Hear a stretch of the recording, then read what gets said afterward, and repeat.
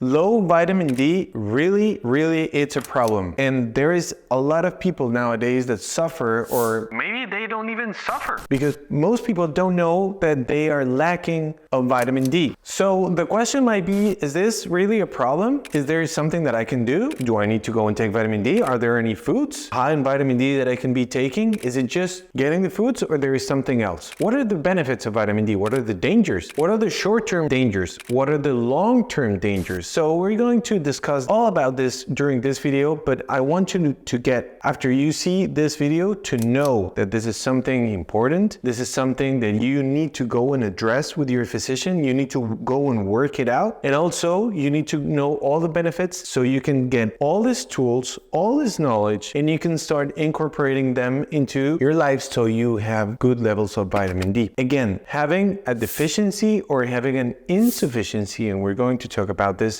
it's a real danger. There is a quote by Carl Jung that says that disease, it's an effort of your body to heal itself. And I really like that quote, because every time that you have disease, every time it's just a way of the body saying like, hey, I need help, I need from you. And when we have low vitamin D, the body might be screaming in different ways, because there are not only indirect symptoms that you can see in which a person can have low vitamin D. And we often ignore those signals. When the body is sending those messages, sometimes we're not even paying attention. We live so busy in life throughout every single day that we're not even paying attention, or maybe we're paying attention, but we just go and grab a pill, or we just go and grab something in order to continue with life. But the thing is, we need to pay attention, and we need to go and see that there is much more about vitamin D than just taking something and going to the sun. There are a lot of things. Again, the thing is that most of the people are completely asymptomatic, most of the people. Later on, we're going to talk about all the actions, all the habits, all the ways in which you can incorporate this in order to avoid vitamin D deficiency. And there are a lot of studies. When you go and see data, the studies going around vitamin D are overwhelming. And vitamin D deficiency, also studies show that it's even a public health problem. Around the world, around 1 billion people worldwide are deficient in vitamin D. But almost 50% of the people could be insufficient of vitamin D. And you might say, what's the difference? Deficient is when you have levels of even having no vitamin D, which is somewhere around lower than 30. But being insufficient is when you have low levels, but not too low in order to be that dangerous. It's like when you have in your car and the gas, when you run completely out of fuel and then the car stops, then you are deficient. When you have the yellow because you're on the reserve, that it's being insufficient. So most of the people, and I'm going to tell you in a moment, why are almost all people insufficient in vitamin D? And again, there are a lot of studies showing the effects of vitamin D throughout disease, throughout health, in a lot of things. What could be those symptoms? Symptoms could be something absolutely non-specific. So people might get fatigued, might get tired, they might be with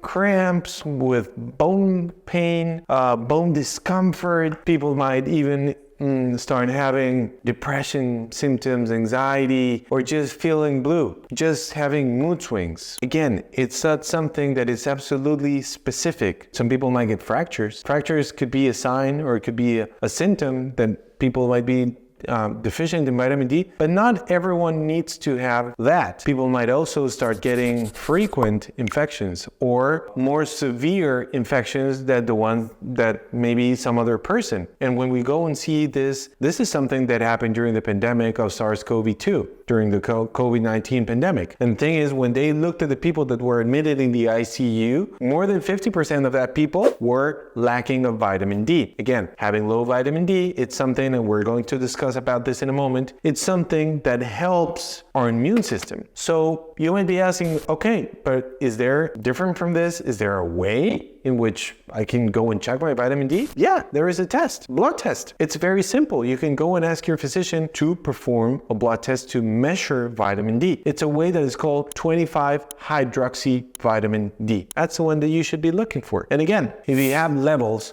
under 30, you are deficient. If you have levels in between 30 and 50, you are insufficient. If you have levels in between 50 and 80, some people say 50 and 100, you are sufficient. That's where you want to be. Over 100, you are with high levels that have no danger at all. And some people, it's very discussed, that say that over 150, it's dangerous. Again, it's very discussed, but I'm not gonna go there. As long as you have levels in between 50 and 80, 50 and 90, you're fine. When you're looking for that, that's your sweet spot. That's where you wanna be. But again, that's something where you get with all the tools that I'm going to mention in just a second. But what are the benefits? Where does it go? It's very good for strengthening bones. It's essential because vitamin D is necessary for calcium and phosphorus absorption. And it's also, which are necessary for bone health, for bone stability, for all the minerals to go and get into the bone, and also for all the remodeling of the bone.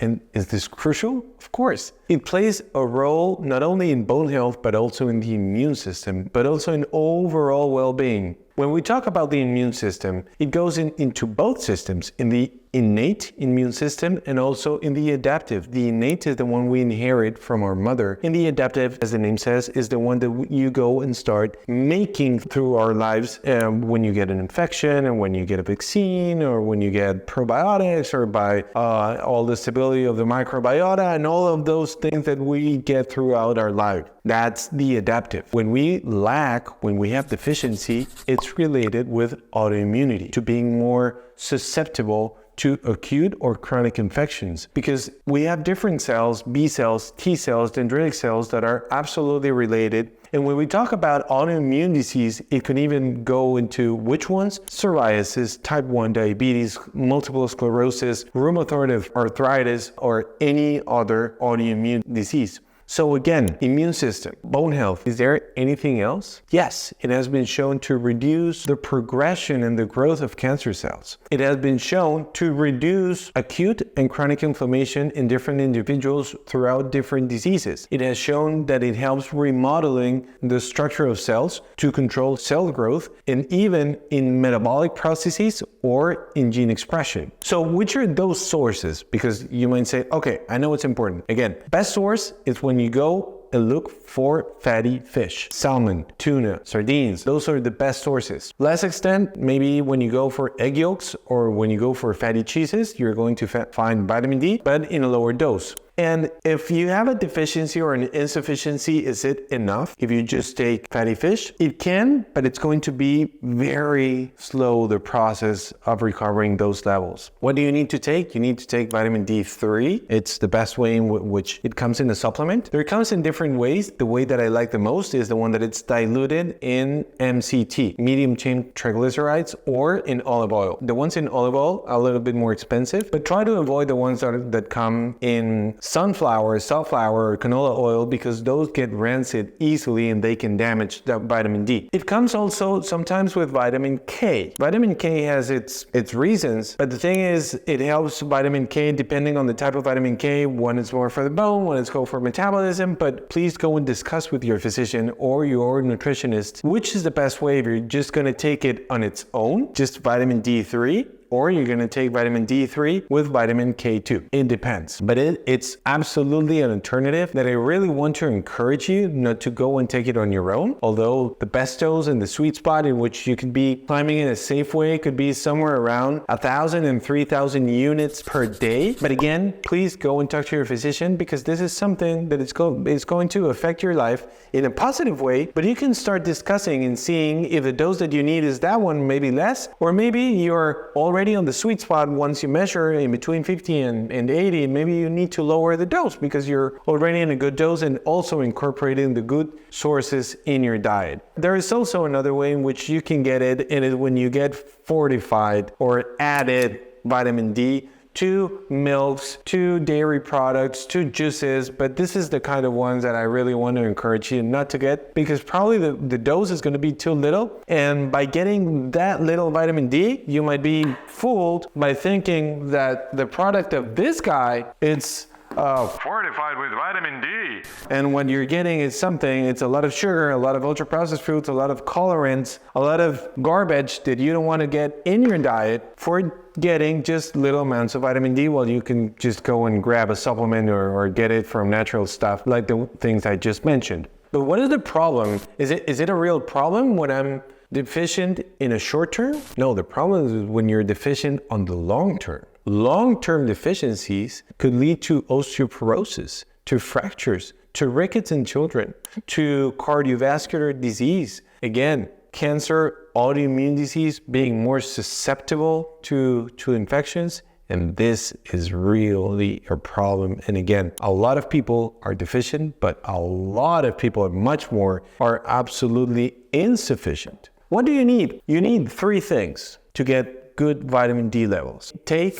the right amount of vitamin D in your diet and or a supplement. Number 2, you need to put your body in exposition of a lot of area of your body to the sun. And you might think, oh, but I've heard that the sun is bad. No, the sun is not bad. If you put your nose under the sun of 1 p.m. for a long period of time, every single day, that's a problem on your nose. But if you expose your body, a large area of your body, before 10 a.m. or after 3 to 4 p.m., you're getting all the stimuli that your skin needs in order to activate vitamin D. What else do you need? You need good magnesium levels. Most of the people, and we made a video recently in which we discussed why people don't get enough magnesium in their diet. I'm going to leave it down here on the description of the video so you can go and see it after you see this video. It's not you, it happens to me all the time. We don't get the right amount of magnesium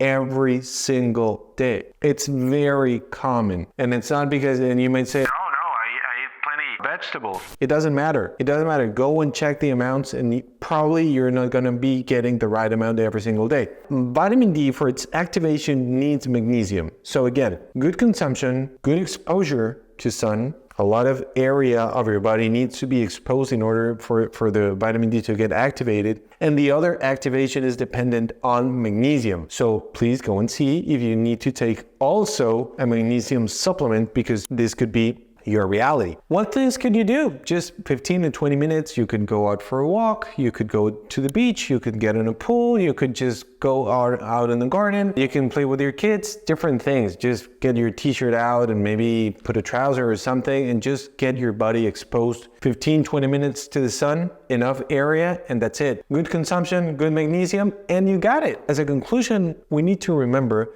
that this is just something more than a simple nutrient. It's a fundamental pillar for keeping your body in balance and in good health. When you do that, when you remember this, when you regain all these tools, you're making something amazing for your body, and you're making the best thing that we want to do in this channel. And it's to remember you that you are in charge of your health. When you have the knowledge, when you have the tools, and when you put them in a scientific way. And if you want to keep on getting these tools, please remember to subscribe to the channel and to click the bell. So every time a new tool comes available, you're going to be the first one to be notified. Thank you guys, and I'll see you next time.